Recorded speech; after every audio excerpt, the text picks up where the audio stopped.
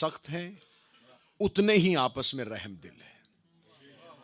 खुदा ने बज़्म रिसालत में बैठने वालों का म्यार बता दिया कि बज़्म रिसालत में बैठने वाले अफराद की निशानी यह है कि जब काफिरों के सामने जाते हैं तो इंतहाई सख्त हो जाते हैं, और जब महफिल पैगंबर पे आते हैं तो उतने ही नरम दिल हो जाते हैं।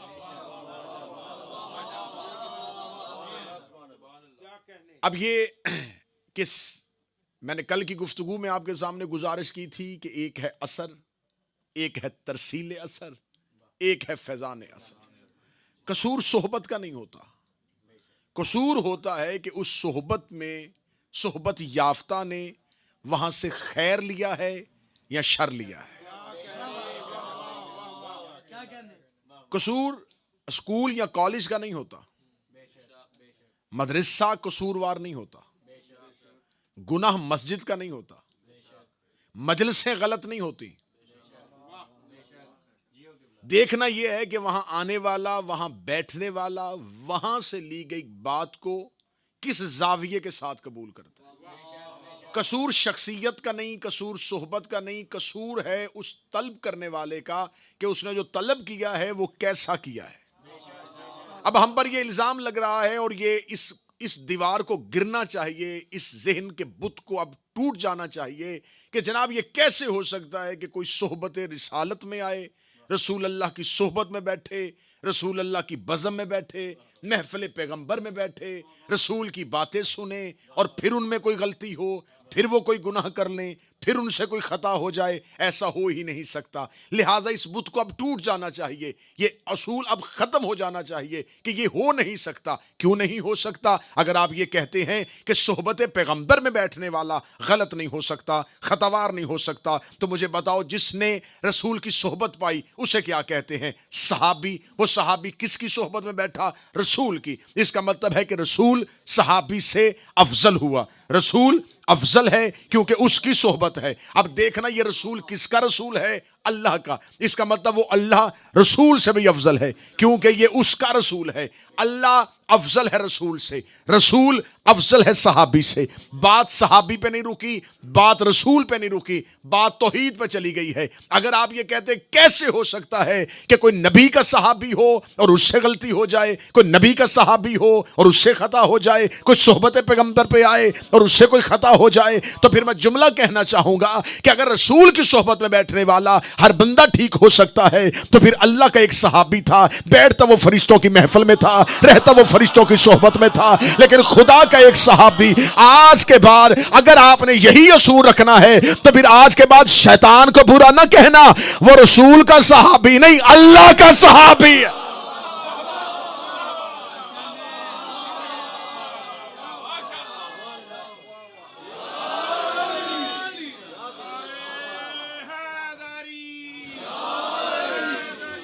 याद मौला हुसैन जिसका नाम अज़ाज़ील है, नाम इसका इबलीस नहीं,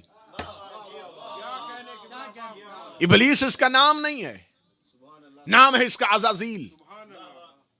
मासूम की महफिल में बैठता था, सोहबत परवरदिगार में रहता था, अल्लाह का सहाबी है। तो मैंने तो बात ही अल्लाह के असहाब से शुरू की है।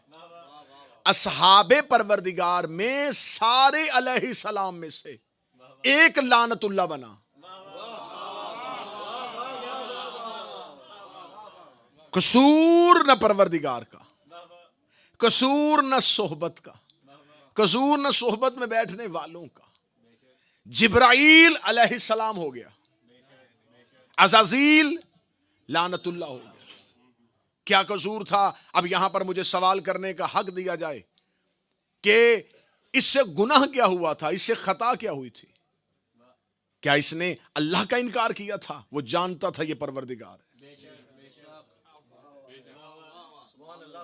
उसने अल्लाह की खालकियत का इनकार नहीं किया, अल्लाह की वहदानियत का इनकार नहीं किया। उसने ये नहीं कहा तू दो है, उसने ये नहीं कहा तेरे सिवा भी कोई अल्लाह है। उसने खुदा के एक अम्र में खयानत की।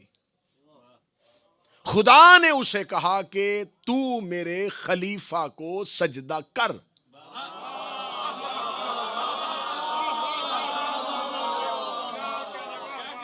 बात मैं धीमे लहजे में कहूंगा, लेकिन क्योंकि बात पहुंचाना मकसद है। जो ही अल्लाह ने अपने खलीफा का ऐलान किया तो अल्लाह का एक सहाबी मुनकर हो गया। इस हाथ को मौला सलामत रखे, सैयदन हाथों को हमेशा सलामत रखे। इधर अल्लाह ने अपने खलीफा का, जब तक अल्लाह अपनी वहदानियत का इकरार करवाता रहा, इसने कोई इनकार नहीं किया। खुदा ने अपनी खालकियत का इकरार करवाया, इसने कोई इनकार नहीं किया। ये अल्लाह की सिफतों का इनकार नहीं कर रहा था, ये उसकी वहदानियत का इनकार नहीं कर रहा, रबूबियत का इनकार नहीं कर रहा, खालकियत का इनकार नहीं कर रहा, उसके राज़िक होने का इनकार नहीं कर रहा, उसके मालिक होने का इनकार नहीं कर रहा, उसके हई होने का इनकार नहीं कर रहा, उसके कय्यूम होने का इनकार नहीं कर रहा। ये अल्लाह को सारा मान रहा था। जो ही अल्लाह ने अपनी हुज्जत का ऐलान करवाया, जो ही अल्लाह ने अपने खलीफा का ऐलान करवाया, खिलाफत इलाही का ऐलान होना था, खलीफा परवरदिगार का ऐलान होना था, इसके अंदर का बुग़्ज़ बाहर आ गया। ये अल्लाह की सोहबत में रहता हुआ लानतुल्लाह हो गया। इसका मतलब है कि जब भी खलीफा का ऐलान होता है तो सोहबत में बैठा मुनकर सामने आ जाता है। अल्लाह की सोहबत में बैठ के इब्लीस लानतुल्लाह हो गया। गदीर में नबी ने अली की खिलाफत का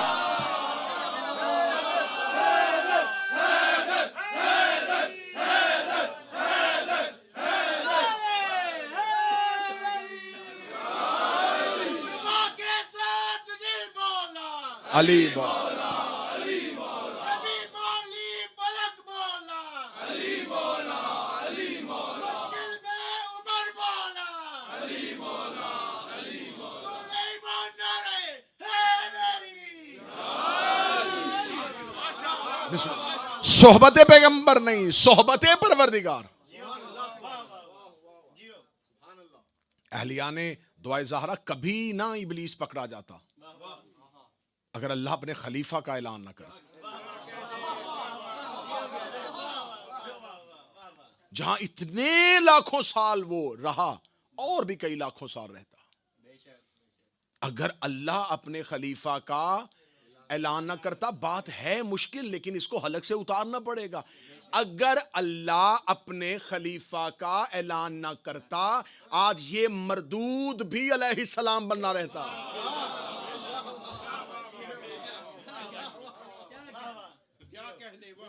इसका टाइटल इसके किस किरदार की वजह से छीना गया? इसने अल्लाह के खलीफा का इनकार किया।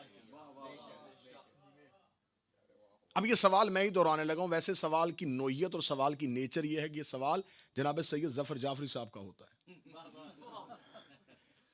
कि जब वो शैतान, इसने ही तो पूरी दुनिया को गुमराह करना था, तो इसको किसने गुमराह किया?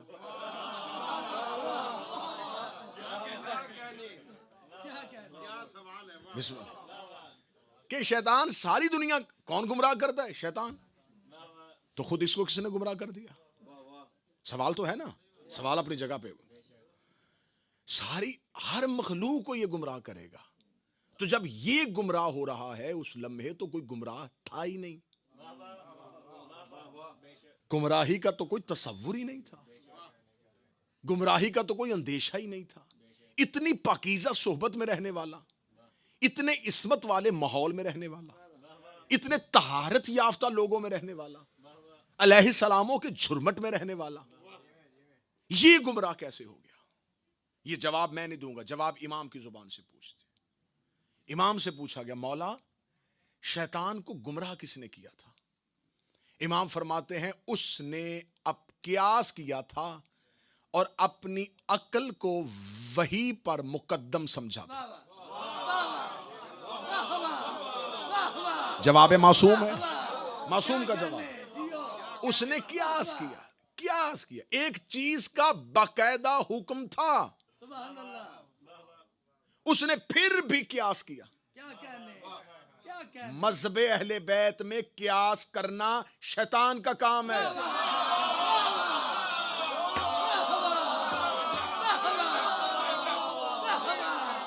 क्यों किया इसने कियास? जब अल्लाह का बाकायदा हुक्म आ गया था, जब अल्लाह की कोई नसे कतई मौजूद हो, जब डायरेक्ट अल्लाह हुक्म दे दे तो इस पे कियास कैसा? वही परवरदिगार आ चुकी थी, हुक्म परवरदिगार आ चुका था, हुक्म से पहले सवाल करता, खुदा इसे मुतमिन कर देता। इसने सवाल हुक्म से पहले नहीं किया, हुक्म आने के बाद किया। हुक्म आने के बाद सवाल बनता ही नहीं था। जब उसने कह दिया था झुक जाओ, तो अब इसे झुकना था। क्यों शैतान बना, क्यों गुमराह हुआ? इसने अपनी अक्ल से फैसला किया और इसने दलील दी है अल्लाह की बारगाह में। कैसा बदजुबान था, तौहीद को दलील दे रहा है।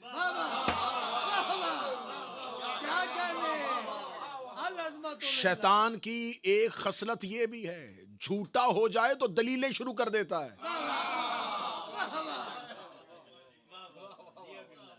क्या कहने, माफी नहीं मांगी, दलील दी। क्या दलील दी? खुदा ने कहा क्यों नहीं सजदा कर रहा? क्या लगा मैं खैर हूं, मैं इससे बेहतर हूं। ये मिट्टी है, मैं आग हूं। दलील दी। अब दलील नाकिस हो गई, नाकारा हो गई, क्योंकि हुक्म आ गया था। सर ना हलाइएगा, इसी एक जगह पे रुक जाइएगा तो यहीं पे पूरी तकरीर तमाम हो सकती है। जब हुक्म आ गया था, जब खुदा का ऑर्डर आ गया था, जब खुदा ने वाज़े इशारा दे दिया था, अब पहाड़ जितनी वजनी दलील भी होती, उसकी राय जितनी हैसियत भी नहीं थी। क्योंकि हुक्म परवरदिगार के बाद ना दलील चलती है ना कियास चलता। जब अल्लाह ने कह दिया था फसजदू, सजदा करो, तो अब यहां पर कोई दलील नहीं थी। अब यहां सिर्फ और सिर्फ तस्लीम था। इसने बजाय तस्लीम करने के कियास किया। ये कैसे हो सकता है? ये खलीफा कैसे बन सकता है? इसे क्यों बनाया, मैं क्यों नहीं बना? अगर इसकी दलीलें वजनी भी थी, नकारा क्यों हो गई? क्योंकि हुक्म परवरदिगार आ चुका था। मैं बार बार इस बात को रिपीट कर रहा हूं, क्योंकि ये मेरे मजहब की पॉलिसी है कि जब अल्लाह हुक्म दे दे, जब अल्लाह ऑर्डर दे दे, उसके बाद कोई चूं चरा क्यों क्या कैसे नहीं। हुक्म परवरदिगार के बाद बहस की कोई गुंजाइश नहीं है। ये बात, ये असूल, ये ज़ाब्ता, ये कानून, ये लॉ खुदा ने कुरान में रख दिया है कि जब अल्लाह किसी चीज़ का वाज़े हुक्म दे दे तो उस हुक्म परवरदिगार के आने के बाद कोई दलील, कोई कियास, कोई बहस, कोई चूं, कोई चरा, ये हो ही नहीं सकती। जब गदीर में अल्लाह ने हुक्म दे दिया था कि अली तुम्हारा मौला है, अब दलील जचती ही नहीं थी।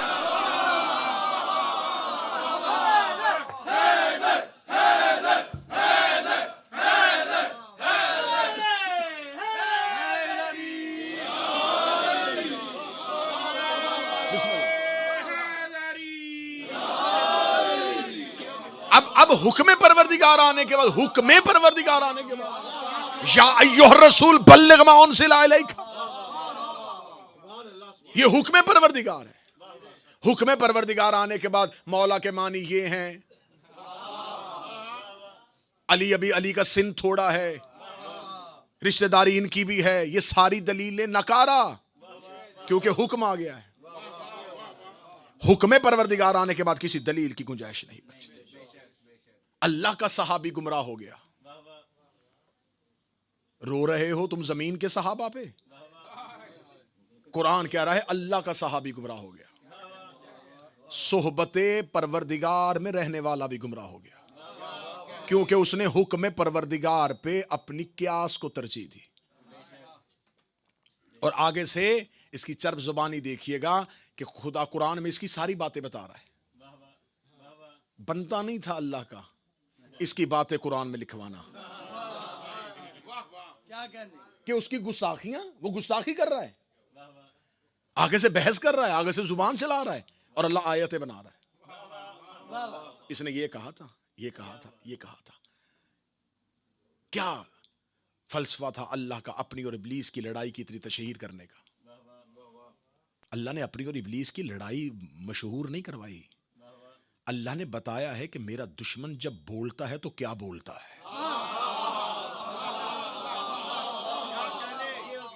मेरा दुश्मन जब आगे से बोलता है तो क्या बोलता है। जब खुदा ने कहा ना कि अब तू नहीं बचेगा, अब तू गुमराह हो गया, आगे से उसने क्या कहा? काला फाबिमा अगवैतनी, ये तूने मुझे गुमराह किया है। गलती अपनी, आयत है कुरान की, काला फबिमा अगवैतनी, ये गुमराह मैं नहीं हुआ, तूने मुझे किया। अगर तू मुझे चाहता तो तू मुझे सराते मुस्तकीम पर रख सकता था, तूने मुझे ठीक ही नहीं किया। मैं गलत हुआ, तूने मुझे सही नहीं किया। गलत हुआ अपनी मर्जी से।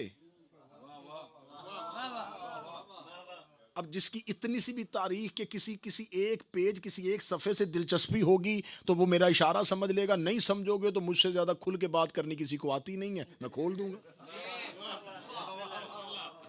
इसने कहा मैं टेढ़ा हुआ था ना, गुमराह हुआ था, तो मुझे ठीक कर देता। अच्छा, ये शैतान की खसलत है, ये कहता रहता है कि अगर मैं टेढ़ा हो जाऊं तो मुझे ठीक कर देना।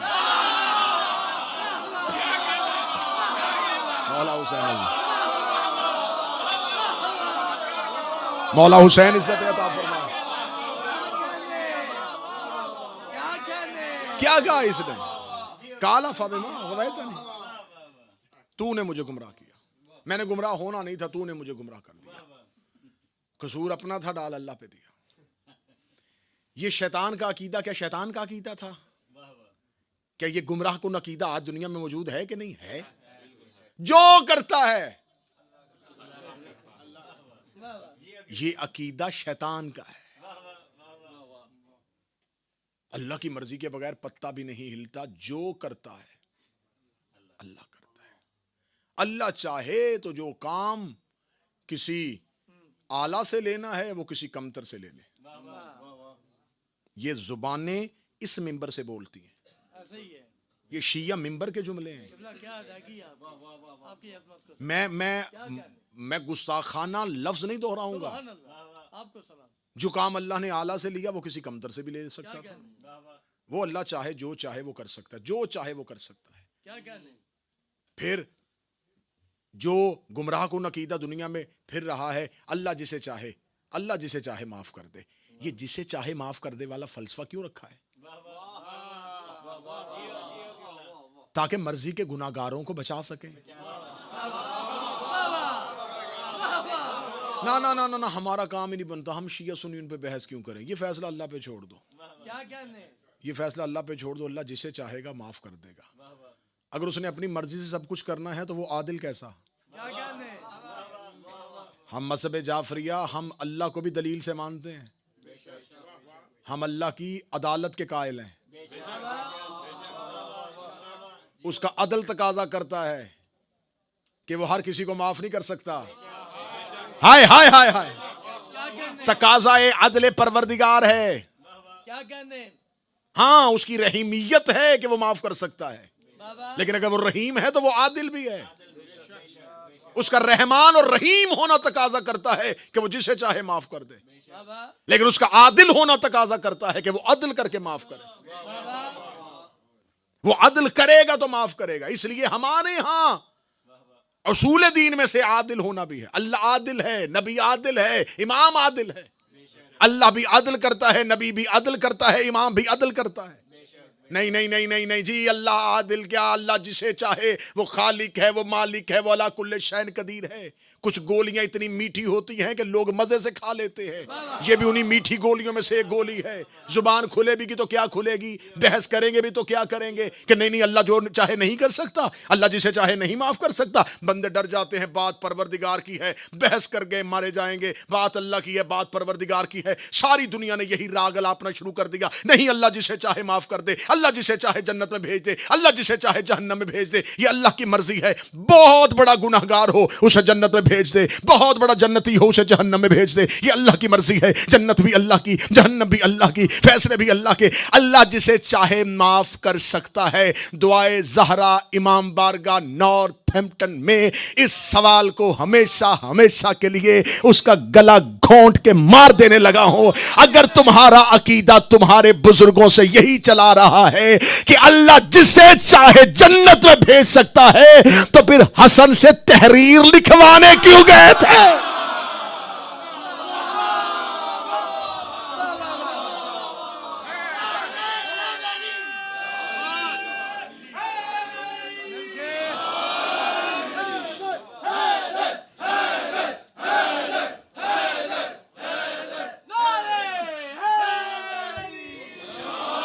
क्यों कहा था इमाम हसन से?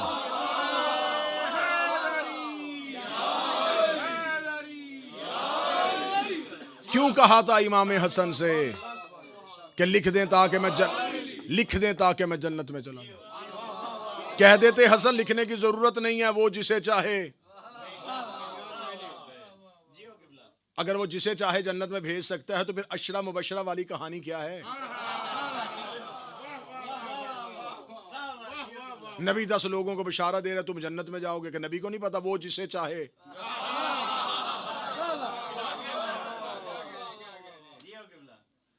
इसने फौरन अपना कसूर अल्लाह पे डाला, तूने गुमराह किया।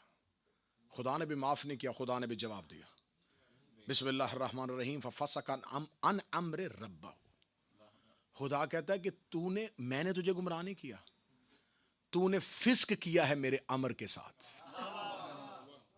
ये जुमला अब नाज़िक आ गया, बड़ा नाजुक जुमला है लेकिन इसमें नतीजा बड़ा कमाल है, बड़ा वजनी नतीजा। आयत है कुरान की मजर भाई, खुदा कह रहा है तूने फिस्क किया, किस चीज के साथ? मेरे अमर के साथ। जब मैंने तुझे हुक्म कर दिया था तूने फिस्क किया। खुदा ने ये नहीं किया, कहा तूने नाफरमानी की। नाफरमानी के लफ्ज भी खुदा ने कुरान में दिए, यहां खुदा ने नाफरमानी का लफ्ज नहीं कहा, यहां खुदा ने कहा फिस्क किया तूने। फिस्क अमल है, इसका करने वाला फाइल जो होता है उसे फासिक कहते हैं। खुदा कहता है कि तू अब सिर्फ काफिर नहीं रहा, फासिक हो गया है, क्योंकि तूने मेरे अमर और मेरे हुक्म से खयानत की है। शैतान हो गया फासिक, इसने किया है फिस्क, क्योंकि अल्लाह ने इसको अमर किया था अपने खलीफा की अताअत का। इसने अल्लाह के अमर को नाम मान के फिस्क किया और फासिक हो गया। जब खुदा ने इसे लानती कह दिया था, फासिक क्यों कहा? सर नहीं, मैं आपके लिए मेहनत कर रहा हूं हजूर, ये हसास मौजू मैंने छेड़ा ही आपके लिए, वरना अली की जंगें पढ़नी शुरू कर दी जाएं, मुबाहला पढ़ना शुरू कर दिया जाए तो तकरीर तो बन सकती है। ये मुश्किल मौजू है ताकि मिंबर इससे आशना हो, ज़हन ऐसे मौजूआत के लिए आमादा हो। इसने फिस्क किया, अल्लाह ने जब इसको लानती कह दिया था, काना मिनल काफिरीन कह दिया था, खुदा ने ये क्यों कहा कि तू फासिक है, तूने फिस्क किया है? लानती का लफ्ज अलहदा दिया, काफिर का लफ्ज अलहदा दिया, फिस्क का लफ्ज अलहदा दिया। खुदा ने कहा तू फासिक हो गया है क्योंकि तूने मेरे अम्र में खयानत की है। अम्र इलाही क्या था? नमाज पढ़ तो पढ़ रहा था, रोजा रख, ज़कात दे, इबादत कर, क्या था? मेरे बनाए हुए खलीफा को सजदा कर। इसने बाकी सारे अल्लाह के सजदे किए, सिर्फ एक नहीं किया। अल्लाह ने कहा फासिक हो गया।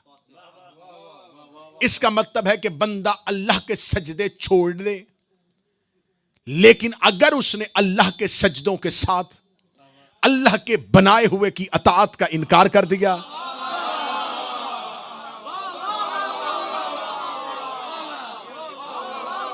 अब वो फासिक हो गया। इतने सजदे, इतनी नमाजें, इतनी इबादतें सारी अपनी जगह पे पड़ी हो, एक इताअत का इनकार कर दे, अब वो हो गया फासिक। अब तूने फिस्क किया है क्योंकि तूने मेरे बनाए हुए का इनकार कर दिया है। नतीजा आपकी ज़हनों और सोचों से बहुत दूर खड़ा है। आप अपने ज़हन को घुमाएं कि ये कहां लेके जाएगा।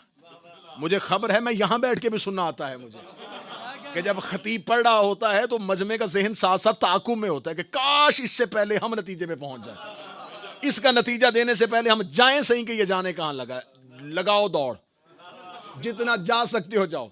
तुम्हारे ज़हन के गोशे और कोने में भी नहीं है मैं जहां से नतीजा लेके आने लगा। खुदा ने कहा है कि अब ये हो गया है फासिक। फासिक क्यों हुआ? अल्लाह के इनकार की वजह से ना, खलीफतुल्लाह के इनकार की वजह से। पीर अली जादी, ये तो तयशुदा कानून है ना, इस पे तो कोई बहस नहीं हो सकती। इसने अल्लाह का इनकार नहीं किया, इसने खलीफतुल्लाह का इनकार किया। खलीफतुल्लाह के इनकार ने इसे फासिक बना दिया। अब जाओ उलमा इस्लाम के सरों पे कुरान रख के पूछो, फासिक कौन होता है? कहते फासिक वो होता है जिससे कोई ऐसा गुनाह सरजद हो जाए जिससे फिर बारगाह परवरदिगार में वो माफी मांगे, खुदा से उस अम्र की जो खयानत की है उससे माफी का तलबकार हो। फासिक की सजा क्या है? नमाज पढ़ सकता है? कहते पढ़ सकता है, पढ़ा नहीं सकता। ना ना ना ना ना ना। दूसरी सजा शरीयत में, ये मजहब जाफरिया में नहीं है, तमाम मुसलमानों के यहां, जमहूर के यहां यह कानून पाया जाता है। फासिक चांद की शहादत नहीं दे सकता, फासिक निकाह में गवाह नहीं हो सकता, फासिक तलाक में गवाह नहीं हो सकता। शरीयत में इसकी गवाही काबिल कबूल नहीं है, क्योंकि यह फासिक हो गया है। पढ़ सकता है नमाज, पढ़ा नहीं सकता, इसलिए फासिक हो गया है। गवाही नहीं दे सकता, इसलिए फासिक हो गया है। देखो अली का अल्लाह कितना बाकमाल है, उसने शैतान को कुरान ने फासिक कह दिया।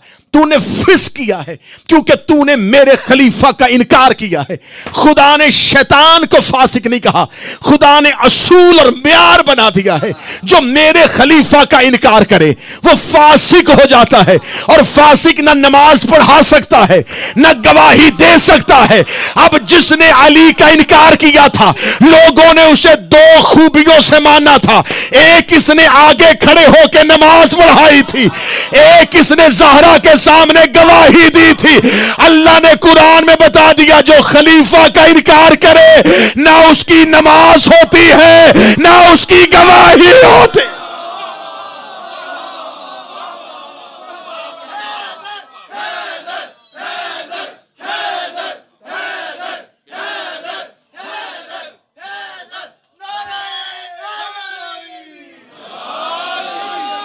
क्या खूबी इसकी?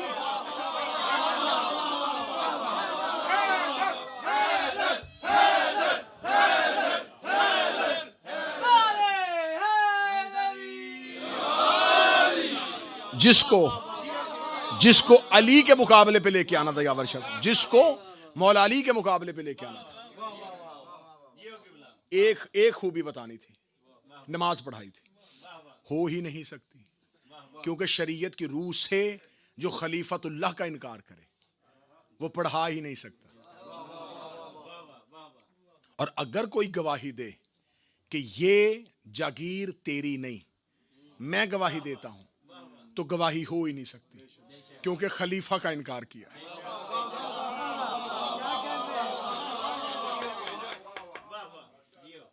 अल्लाह का सहाबी गुमराह हो गया, अल्लाह की अताअत से निकल गया, क्योंकि उसने सारे नेक अमाल किए थे लेकिन अल्लाह के खलीफा का इनकार किया था।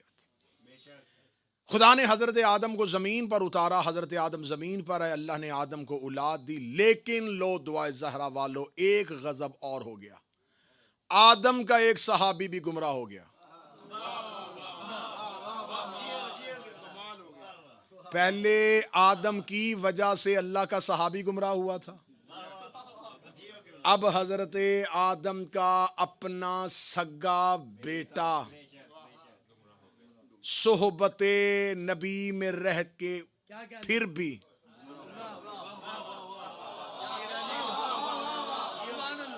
सिर्फ गुमराह नहीं हुआ, कातिल हो गया। अब अगर सोहबते पैगंबर में रहने वाले सारे ठीक हैं, फिर काबील पे लानत हो ही नहीं सकती। पहला कत्ल जो जमीन पर हुआ यह काबील ने किया। किसका किया? हाबील का। ये नाम बड़े मिलते हैं, इनका वजन काफिया बड़ा एक जैसा है, तो अक्सर लोग परेशान हो जाते हैं कि इसमें अच्छे वाला कौन सा है, बुरे वाला कौन सा। जिसमें कातिल वाली काफ हो ना, ये बच्चे ज़हन में रख लें, वो काबील है। जिसका हुआ था वो हाबील है। क्यों हुआ था? हजरत आदम ने प्रॉपर्टी तकसीम की थी, जायदाद का तनाजा था? नहीं, दोनों भाइयों से खुदा ने कुरान में ये पूरी कहानी लिखी। खुदा ने कहा था कि इनसे कह के अपनी अपनी कुर्बानी अल्लाह की बारगाह में पेश करें। एक किसान था, वो खेती बाड़ी करता था, एक बकरियां चरवाहा था, वो जानवरों को पालता था।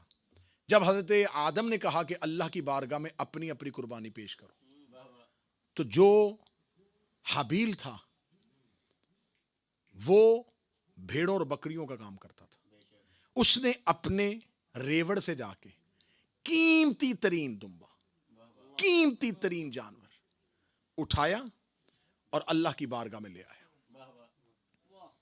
जब काबील से कहा गया कि तू भी कोई अल्लाह की बारगाह में पेश करने के लिए लेके जा, वो अपने गया और अपने घर में पड़ी हुई इजनास में से वो जो बहुत जल्द खराब होने वाली थी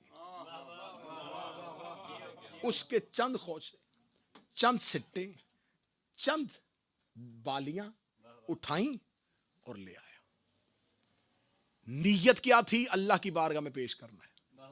अच्छा, ये जहन में रख देना, जब किसी की बारगाह में कुछ पेश किया जाता है तो आला पेश किया जाता है। अब अगर अल्लाह ने आपको तौफीक दी है और अगर आपने कभी मजहब के नाम पे, इमाम बारगाह के नाम पे कुछ देना हो, तो अपने जेब में से सिक्का नहीं ढूंढना।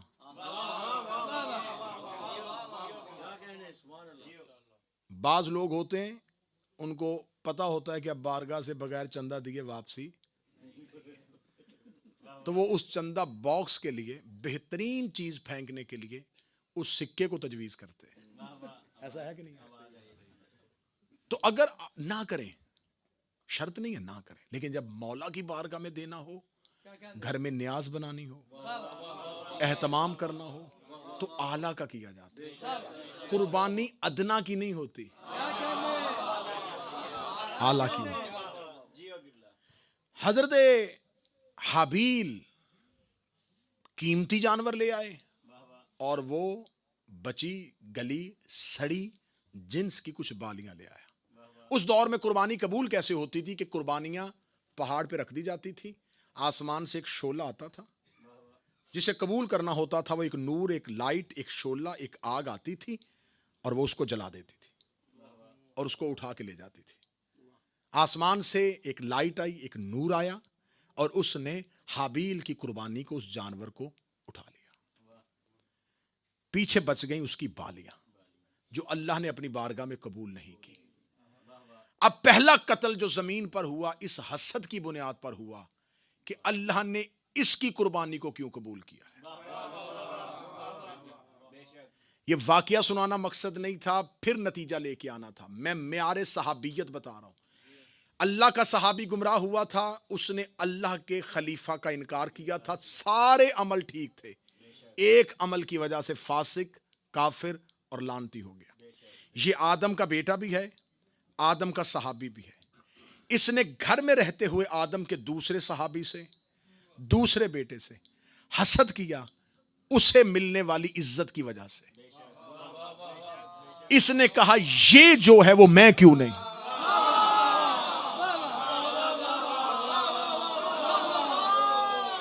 जमीन पर पहले नबी के दो सहाबी बेटों में लड़ाई हुई। दोनों बेटे भी थे, सहाबी भी थे। एक कातिल, एक मकतूल।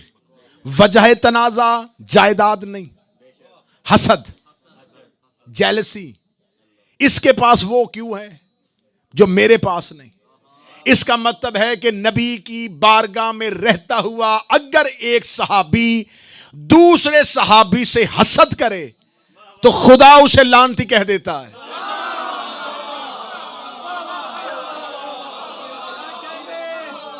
अब सर हिलाओ या जुबान हिलाओ या उठ के चले जाओ, मैं तारीख का जामन होके कह रहा हूं, अली का किसी से जायदाद का झगड़ा नहीं था, अली का किसी से जमीन का तनाजा नहीं था।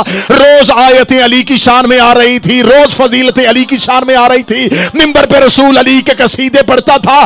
दुश्मनी लोगों को अली के फजाइल की थी।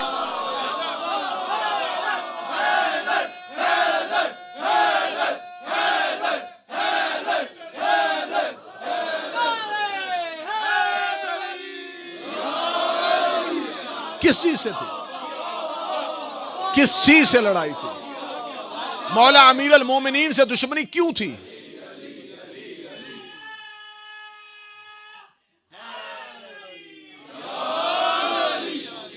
क्यों क्यों थी अली से दुश्मनी? मौरखीन से पूछिएगा मौला अली से दुश्मनी की वजह क्या थी? प्रॉपर्टी, जायदाद, तनाजा, हुकूमत, इक्तदार, तख्त, ताज, लश्कर नहीं, फजाइल अली। ये आयत अली के लिए आई है, मेरे लिए क्यों नहीं? नबी ने ये फजीलत अली की पढ़ी है, हमारी क्यों नहीं? तो अगर आदम के दो बेटे हसद की बुनियाद पर, एक गुमराह और एक नेक हो सकता है, तो इसका मतलब है म्यारे सहाबियत में से है कि अगर कोई नबी का सहाबी किसी फजाइल और बाकमाल से हसद करे तो अल्लाह की बारगाह में वो लानत का हकदार हो जाता है। मुझे गुफ्तगू जल्दी खत्म करनी है क्योंकि दिन बड़े थोड़े हैं और हमें बहुत दूर तक बात लेके जानी है, ताकि म्यारे सहाबियत जहन में आए तो फिर मैं रसूल के हकीकी सहाबा की फजीलत पढ़नी शुरू करूं। नूह के घर में रहता हुआ नूह का सहाबी, तो इसका मतलब है कि दूसरी मजलिस में अब ये असूल काफी हद तक जहनों से खत्म हो जाना चाहिए कि नबी का हर रिश्तेदार ठीक नहीं होता। यकीन करें, हमारा जो गिरेबान यहां से लोगों ने पकड़ा हुआ ना, सिर्फ इसी वजह से पकड़ा हो, शर्म करो नबी के रिश्तेदार है, शर्म करो नबी से रिश्तेदारी है, शर्म करो नबी से रिश्तेदारी है। तो क्या काबील की नबी से रिश्तेदारी नहीं थी? कनान की नूह से रिश्तेदारी नहीं थी? चलो इनकी तो सिंगल सिंगल रिश्तेदारियां थी ना, बाप बेटे की। यूसुफ के भाइयों की 3 नबियों से रिश्तेदारी थी। हजरत यूसुफ के भाइयों की एक नबी से नहीं, 3 नबियों से रिश्तेदारी थी। यूसुफ के भाई थे, याकूब के बेटे थे, असहाक के पोते थे। 3 नबियों से रिश्तेदारी होने के बावजूद लानती।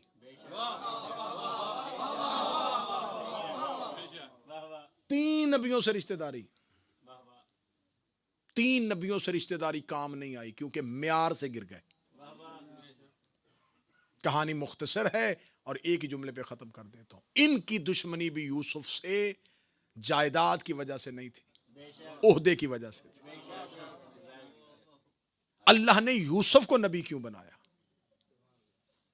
यही दुश्मनी शैतान को आदम से थी, अल्लाह ने इसे खलीफा क्यों बनाया? यही दुश्मनी काबील को हबील से थी, अल्लाह ने इसकी कुर्बानी को कबूल क्यों किया? यही दुश्मनी बरादरान यूसुफ को यूसुफ से थी, अल्लाह ने इसे नबी क्यों बनाया?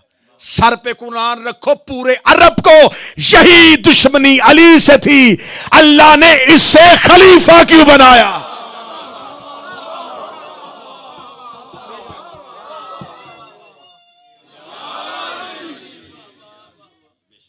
इसी दुश्मनी की बुनियाद पे पूरे का पूरा अली का घर उजड़ गया।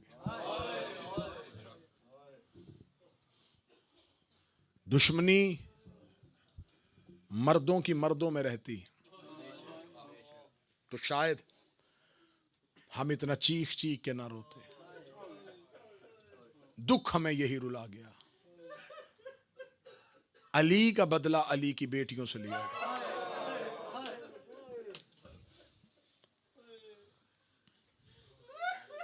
करबला बपा हो जाती, हम जरूर हुसैन को रोते। जुलूस लेके बाजार में इसलिए आए हैं, वो शहजादियां बाजार में गई हैं,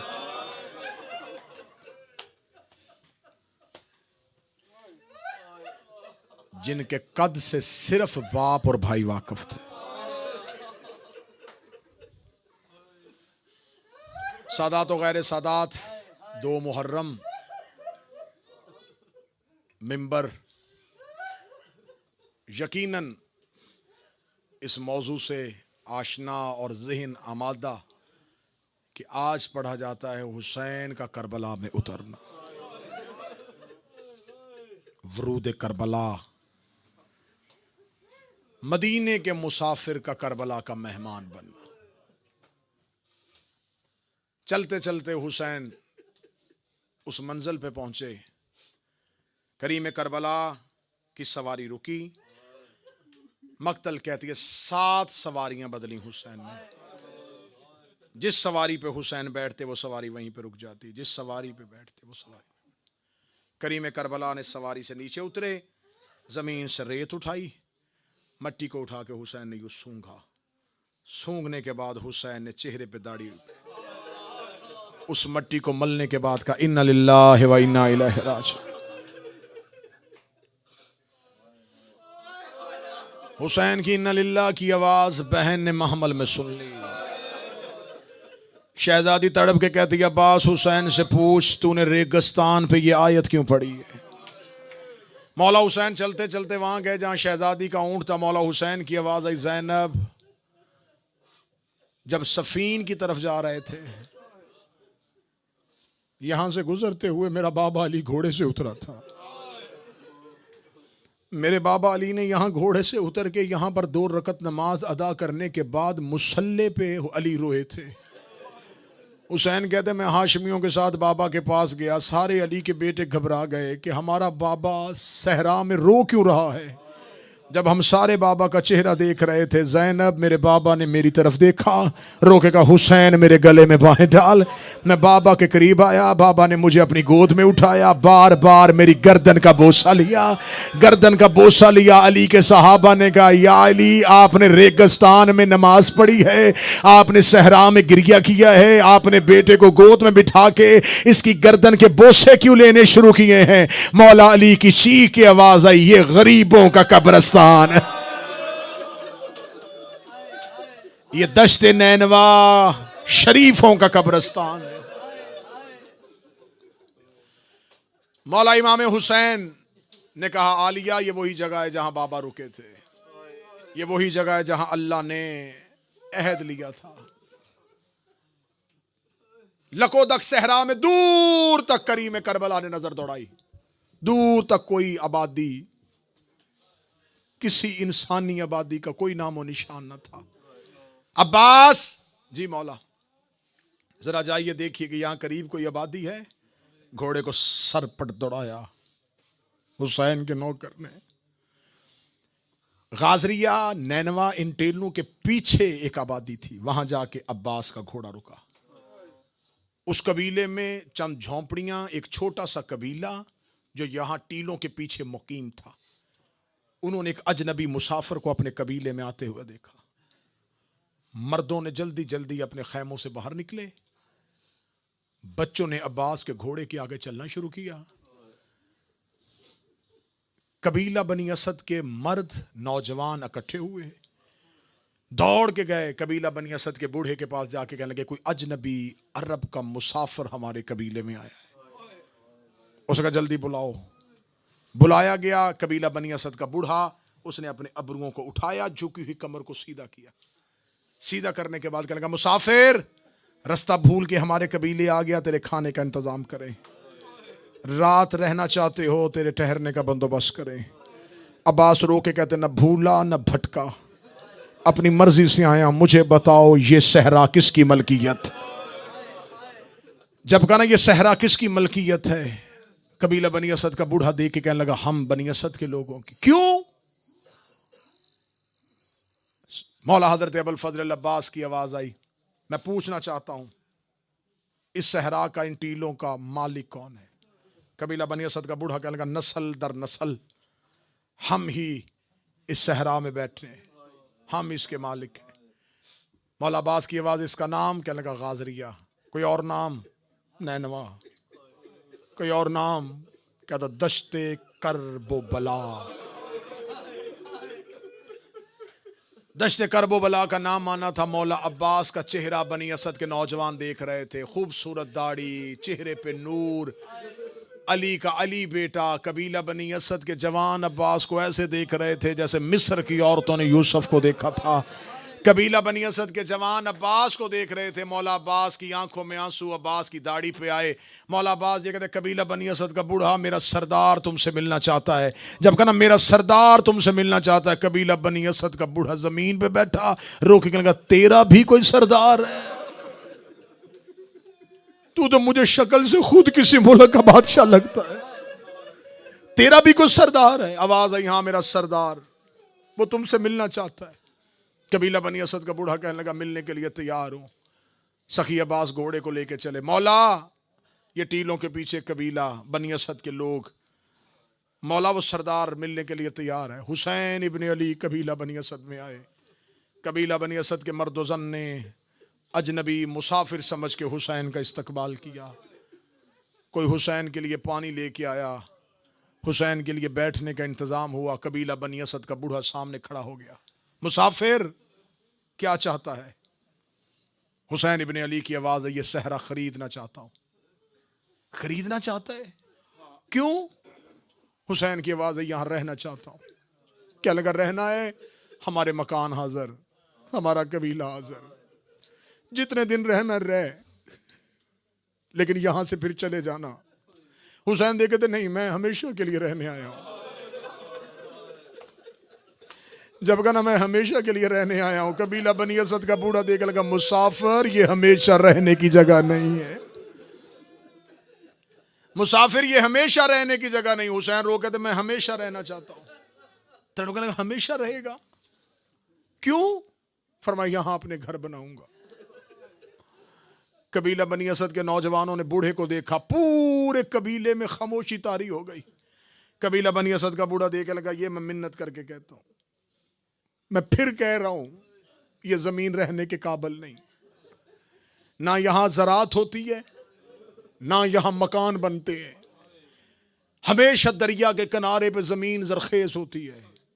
यह है फुरात का किनारा, लेकिन बंजर। यहां हम खेती बाड़ी करने की कोशिश की है, यहां पर कोई सब्जा नहीं उगता। यहां पर हम रहने की कोशिश करते हैं, यहां पर किसी का घर नहीं बनता। हुसैन देख के कहने लगे, यहां ज़राअत नहीं होती, यहां रहते नहीं हो, वजह बता सकते हो? तुम इतनी नस्लों से रह रहे हो। अब जिसकी हाय निकलेगी उसकी आंख पे हुसैन सामन है। कबीला बनी असद का बूढ़ा देख लगा, सच सुनना चाहता? फिर सुन, यहां हम दिन के वक्त भी नहीं जाते। हुसैन की आवाज है, क्यों? क्या लगा, आधी रात को किसी मस्तूर के रोने की आवाज आती है। कबीला बनी असद की औरतें कहती है, हमने कई बार देखा है, कोई काली चादर वाली मस्तूर है जो इन टीलों पे सर के बाल खोल के रो रही होती। अजरो मिनल्लाह, अजरो मिनल्लाह। कोई स्याह चादर में मलबूस औरत है जो सर के बाल खोल के इन टीलों पे रोती। हुसैन रोए, हुसैन रो के कहने लगे, फिर मुझे यहीं रहने दो। कबीला बनी असद का बूढ़ा कहता, मैं हाथ बांध के कहता, जितनी जल्दी हो सके ये जगह छोड़ दे। मौला हुसैन देखे थे, मैं खरीदूंगा 9 मुरब्बा मील फुरात का किनारा। 9 मुरब्बा मील, 9 मुरब्बा मील फुरात हुसैन ने खरीदी थी। यह कायनात का पहला जमींदार है जिसने दरिया खरीदा था। अगली सतर में पढ़ने लगाऊं, 9 मुरब्बा मील खरीदे हुए फुरात के किनारे पे खड़ा असगर के लिए पानी मांग रहा। 9 मुरब्बा मील जिसका दरिया खरीदा हुआ था, वो रो के कह रहा था, बहते फुरात से मुझे एक घूंट पानी दे दो। सादात हो गैर सादात, मैं कोशिश करूंगा मैं दर्द पहुंचाऊं। मौला हुसैन की आवाज आई, हम यहां रहना चाहते हैं। कितने में जमीन बेचेगा? क्या लगा, क्या बेचनी क्या खरीदनी? अगर तू चाहता है कि तूने यही रहना, फिर तेरा जो जी चाहता है दे। मौला हुसैन देखे कहने लगे, नहीं, मेरा जो जी चाहता नहीं, मैंने यहां घर बनाने हैं, मैं यहां क्याम करूंगा। क्या लगा, लश्कर है? फरमाया नहीं, खानदान। कबीला बनी असद का बूढ़े ने हुसैन की तरफ देखा, खानदान? मर्द हो? फरमाया नहीं, हमारे साथ हमारी पर्दादार है। पर्दादार का नाम आना था। बनी असद के बूढ़े ने जिगर पे हाथ रखा, रो के लगा, मुसाफिर नहीं, मैं जानता तू कहां से आया, तेरा इरादा क्या है। मैं मिन्नत करके कहता हूं, जितनी जल्दी हो सके बहने लेके यहां से चला जा। जितनी जल्दी हो सके बेटियां लेके यहां से चला जा। ये मर्दों के रहने के काबिल नहीं और तू बहने बेटियां लेके आ गया। मौला हुसैन की आवाज आई, मैं तेरे कबीले का जामन, मैं इस शहर को इतना खूबसूरत बनाऊंगा, क़यामत तक दुनिया इस शहर में आने के लिए तड़पेगी। लोग इस शहर में आने की दुआएं मांगेंगे। तू मुझे एक बार शहर बसाने दे, तू मुझे एक बार शहर आबाद करने दे। मैं तुमसे ये शहर खरीदना चाहता हूँ, मैं इसे आबाद करूँगा। जब कहा ना मैं आबाद करूँगा, बार बार उसने हुसैन की ज़ुबान से ऐसे जुमले सुने। जुमले सुन के कहने लगा, अच्छा तेरी मर्जी है, मैं तो चाह रहा था कि तू इस जंगल में ना रुकता, लेकिन अगर तू बहनें बेटियां लेके आ ही गया, तेरा मदीने वाला मोहम्मद जामन। जब कहना तेरा मदीने वाला मोहम्मद जामन, जंगल में हुसैन ने नाने की जमानत सुनी। हुसैन रो के कहते, तू मदीने वाले मोहम्मद को जानता है? देखे लगा कलमा तो उस नबी का पड़ा है, ज़ियारत नहीं हो सकी। एक बार जवानी में मक्का हज करने के लिए गया था, वहां से वापसी पे मुझे मदीना जाना पड़ा। जब मैं मदीना पहुंचा था, मैंने मदीना में जाके पूछा था रसूल कहां है? सहाबा ने कहा था मस्जिद में बैठे हुए हैं। मैं रसूल की महफिल में गया था, मैं थोड़ी देर सोहबत पैगंबर में बैठा था, लेकिन मैं जब नबी की सोहबत में गया, मैं नबी की महफिल में गया, मैं नबी की मस्जिद में गया, नबी मिंबर पे थे, गोद में कोई छोटा सा बच्चा बैठा हुआ था। बार बार नबी उसका सर चूमते थे, कभी उसका मुंह चूमते थे। मैंने मदीने के लोगों से पूछा ये बच्चा कौन है? देख के कहते ये रसूल का बेटा हुसैन है। हुसैन का नाम आना था। गरीब अपने हाथ जमीन पर रख के उठा, रोक के पहचान वही हुसैन है। जब कहना वो हुसैन मैं हूं। तड़पा कबीला बनी असद का बूढ़ा, मदीने वाला हुसैन, रसूल का बेटा, रसूल का बेटा। अब बैठा नहीं, बूढ़ा कदमों में गिर गया, रो के कहने लगा मिन्नत करता हूं, रसूल का बेटा क्यों बेटियां लेके आ गया, क्यों बहनें लेके आ गया, क्यों सहरा में आ गए? हुसैन की आवाज आई, कबीला बनी असद का बूढ़ा मैं खरीदूंगा। बस तफसीली मजमून है, मैं जल्दी खत्म करूं। 60,000 दिनार में हुसैन ने खरीद ली। खरीदने के बाद हुसैन ने कहा ये मैं अपने बेटे अकबर के नाम करता हूं। करबला हो गई अली इब्न अल हुसैन के नाम, करबला हो गई हुसैन के बेटे अकबर के नाम। इसलिए मुकद्दमीन ज़ाकिरीन पढ़ा करते थे, सकीना सज्जाद से रो के कहा करती थी मुझे यही दर्द रुला गया, अकबर की जागीर में मुझे तमाचे लगे हैं, मेरे भाई की जागीर में मुझे तमाचे लगे हैं। अकबर की जागीर थी, अकबर की खरीदी हुई ज़मीन थी। हुसैन इब्ने अली की आवाज़ है, ये कबीला बनी असद का बूढ़ा, ये ज़मीन मैंने तुमसे खरीद तो ली है, लेकिन मैं कबीला बनी असद वालों तुम्हें इमाम वक्त बन के तुम्हें तंबीह करके जा रहा हूं। तुमने अगले 8 दिन टीलों पे नहीं आना, तुमने अगले 8 दिन इस जंगल में नहीं आना, 8 दिन इस सहरा में नहीं आना। 8 दिन कोशिश करना अपने घरों में रहना, फुरात से पानी पहले भर लेना, खाने का इंतजाम पहले कर लेना। अगर मेरी नुसरत के लिए आना चाहो तुम्हारी मर्जी, वरना मैं हक के बैत तुम्हारी गर्दनों से उठाता हूं। यह कह के हुसैन इब्ने अली की आवाज आई, 8 दिन की जमानत मैंने दी है, लेकिन जब 10 मुहर्रम की शाम हो जाए, यहां से लश्कर वापस जाना शुरू हो, एक कबीला बनी असद के नौजवानों फिर इन टीलों से नीचे उतर आना। यहां पर कुछ लाशें बिखरे हुए पड़े होंगे, कोशिश करना उनकी कब्रें बना देना। यह कहने के बाद गरीब चीखे मार के रोया। रोने के बाद हुसैन की आवाज आई, एक कबीला बनी असद की औरतों, इमाम उम्मत का बाप होता है, मैं तुम्हारा बाप बन के तुम्हें हुक्म दे रहा हूं, अगर तुम्हारे मर्द यजीद की हुकूमत से, लश्कर के खौफ से डर जाएं, तुम फुरात में पानी भरने के बहाने आना, वहां लाशें पड़ी होंगी, उन लाशों को दफना देना।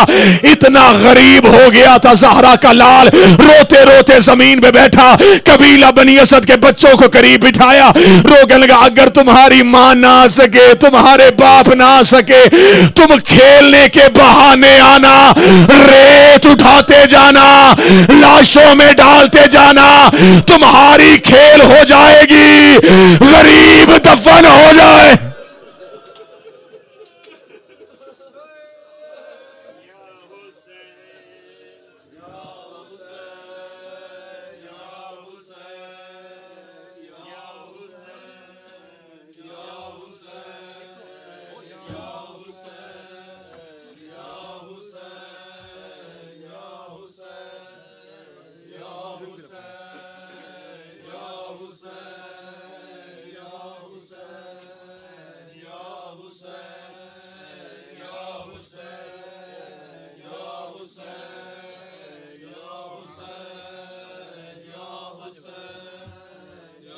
हुसैन